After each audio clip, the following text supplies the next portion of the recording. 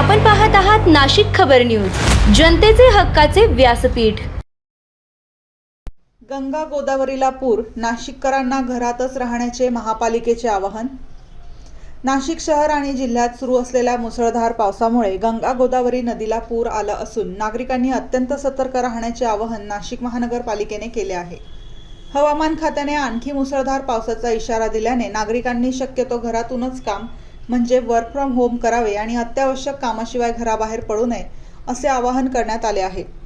तसेच नाशिक महानगरपालिका हद्दीतील सर्व शाळा, महाविद्यालये, खासगी शैक्षणिक क्लासेस, अत्यावश्यक सेवा वगळता खासगी आस्थापना व कार्यालये बंद ठेवण्याचे निर्देश देण्यात आले आहेत। ज्या इमारतींना बेसमेंट आहेत त्या ठिकाणी पाणी साचण्याची शक्यता लक्षात घेऊन आवश्यक सुरक्षात्मक उपाययोजना करण्याच्या सूचनाही देण्यात आल्या आहेत।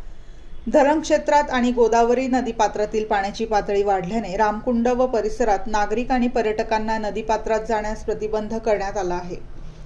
नागरिकांनी महापालिकेच्या सूचनांचे काटेकोर पालन करावे। तसेच कोणत्याही आपत्कालीन परिस्थितीत मनपा आणि जिल्हा आपत्कालीन कक्षाशी तातडीने संपर्क साधावा असे आवाहन महापालिका आयुक्त मनीषा खत्री यांनी केले आहे।